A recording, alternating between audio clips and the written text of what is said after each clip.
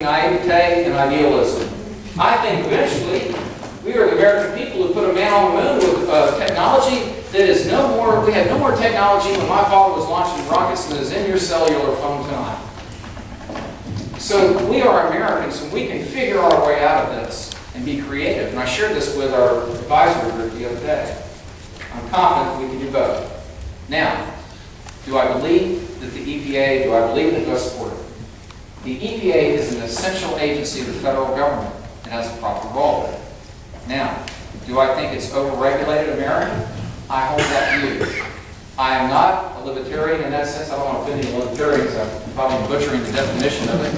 And I'm about to finish, but I do want to point this out. It's important.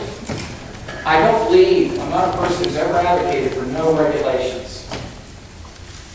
I don't believe that. I believe in lighter, smarter regulations with a strong bias wherever possible. Can we do this in the private sector? Can we grow oysters and have them filter the water and also create employment for half sun, for example? These are wonderful examples. But there's a proper place for the EPA. And I'll make that case with my fellow colleagues of both parties. I voted once, I think, some of my friends who I consider myself an environmentalist. I do. I don't concede that term to some. But I voted once that, you know, so they said, no, I don't like that vote. I voted twice where I was one of just a handful of Republicans, one of 11 or 12, I think, voted against a measure, and I voted for a measure presented by Congressman Connolly, Jerry Connolly, Northern Virginia Democrat, because I thought that was the right bill to move forward, the amendment rather. And I voted for Mr. Connolly's amendment as one of 11 of my own party.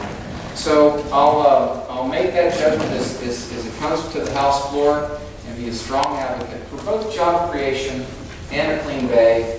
I don't believe those are mutually exclusive. Okay, why don't we thoughts? Let's get into some really tough, nitty-gritty questions here now. Jeff, make the case, if you would, sir, for just the tougher TMDLs. Make that case, and if anybody wants to push back a little bit, let's go. All right, let's do it. The case has been made. The case is the Clean Water Act. It's Section 303D of the Clean Water Act that requires TMDLs. In fact, we've developed thousands of TMDLs in the Bay watershed. We've developed tens of thousands of TMDLs across the country. We just haven't done a very good job of implementing those plans, and that's what costs money, and that's why people haven't paid much attention, because the biggest difference with the Chesapeake Bay TMDL is we are requiring that it actually be implemented. It might seem like a crazy thought to some people, but if we're going to put together a plan that actually has assurance that it can be implemented in a certain amount of time to implement it, we need to be sure we can do it. We need to be able to show that we've got the tools to do it. There's no doubt the Bay and the tidal rivers are impaired. And the example that the Congressman talked about of lesion stripers and whether or not you can directly link that to nutrient pollution, I'll let the scientists say. But it's a bay that is very, very stressed and very, very degraded. And the case I would make, aside from the Clean Water Act, is just making good on our past commitments. And as I said earlier, there have been a number of different bay agreements, and these are where the governors and the mayor of DC and the administrator of EPA and the chair of the Tri-State Chesapeake Bay Commission stood up and said, we are going to restore the bay, we are going to restore the rivers, and we're going to do it by a certain time. And we've missed those deadlines, At some point, there comes a point where either a commitment's a commitment or a commitment's not a commitment. And that's where I think it's time now. That's the biggest difference I see, is that the Clean Water Act now kicks in and says, voluntary has gotten you so far, setting your own deadlines has gotten you so far. Now we've gotten to the point where the other half's going to have to be done under the structure that the Clean Water Act sets out.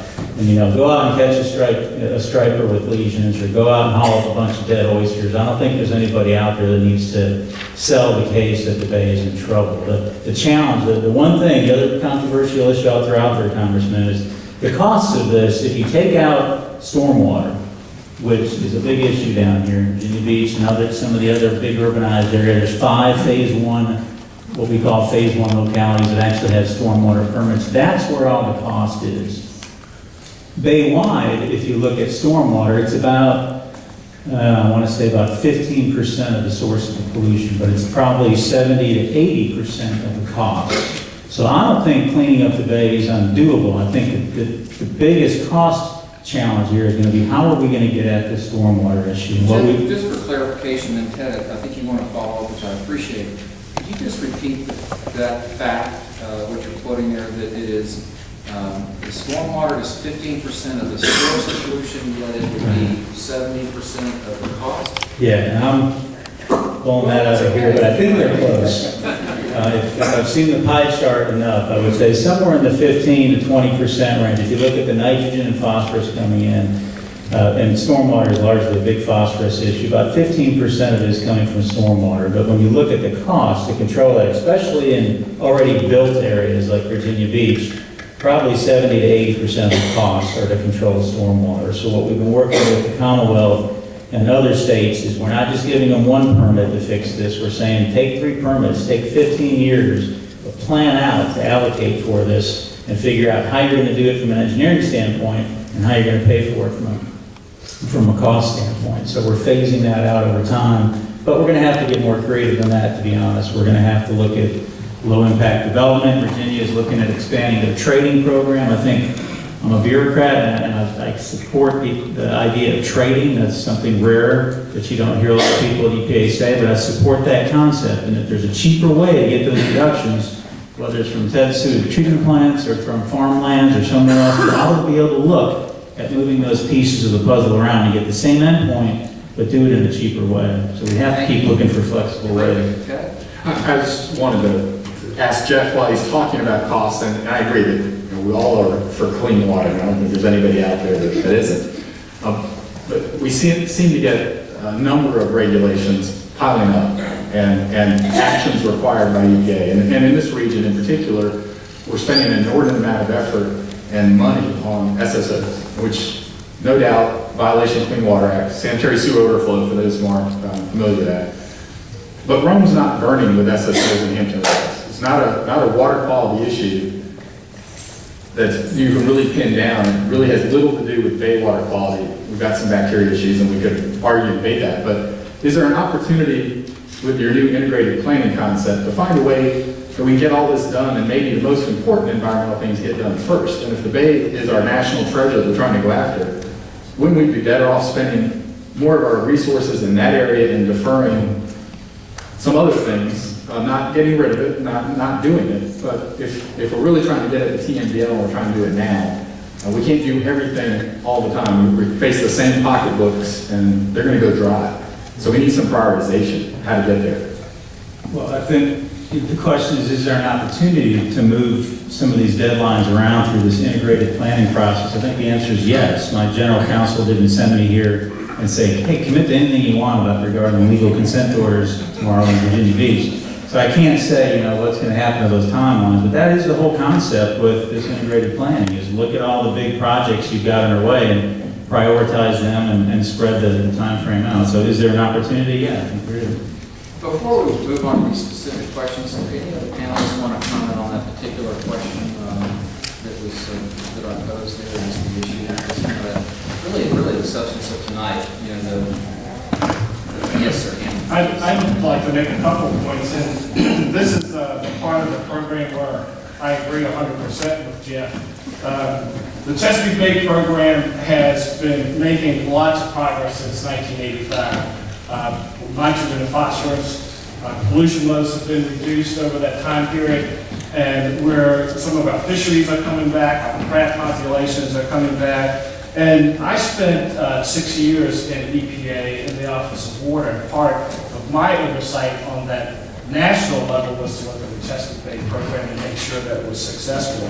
The tributary strategies that the states had in place in 2005 are almost exactly the same as where we are with TMDL. So we already had plans in place, and we had the same goals that we're trying to reach. So I think those tributary strategies were being very successful. So I'm not sure whether this TMDL is necessary, and I think there are ways that you can make more progress by putting in better technologies, better load reductions without going through this TMDL process.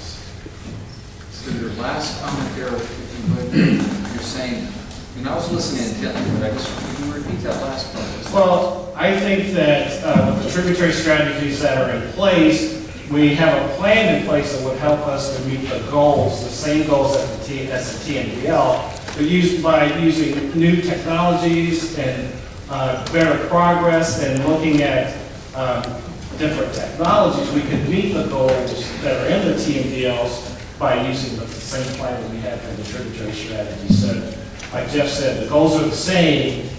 So, tributary strategies versus the TMDL, what are we getting that's new? Okay, very good. John, you wanted to comment? Yeah, I think one thing that, Anthony mentioned, the similarity between the trip strategies and the TMDL, and as somebody who worked on trip strategies, and there's a whole bunch of folks sitting in the audience who were part of that regional process as well, there are deficiencies in that, in our ability to track what we indicated back then we were going to do. Some of the practices that people indicated they were going forward with haven't shown up or haven't been accepted as practices, with an assigned reduction so that we can count them.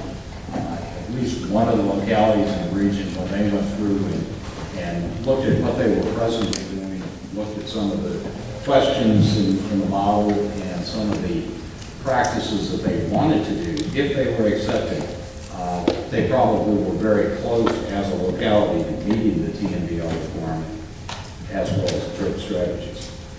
Thank you. This question is directed to Carl. Dr. Kirshner, what prompted the creation of TMDLs? Why now? How long was the Bay model, how long has it been in development? Who was or is involved? How does the model work? And does it use actual water quality measurements? Did you get all that? Let me just make this easy for you. Hopefully these questions weren't asked by somebody who knows the answers. Let's start with the Bay model. We have been working on developing models for the Bay for decades. And when we say the Bay model, as I trust someone here has explained, and hopefully as most of you know, we aren't talking about a single model.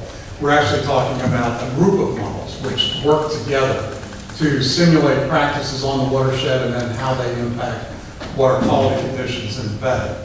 And we do, in fact, in developing that model, putting it together and constantly trying to improve it, we do constantly refer to information on monitoring conditions in the Bay. So it is, we refer to it as calibrating. We are constantly checking the performance of the model against observations to try and improve the simulation. All of that said, the model is a model. It is not reality. The quote that all scientists these days are running around saying is a guy named George Fox, who was a famous modeler, and his quote was that all models are wrong, it's just that some are useful. And the Bay model is one perfect example of that. It is not an absolutely precise representation of everything in the system, but at the scale of the entire system, it works really well. And it has helped us figure out what the problems are and what we need to do to fix those things.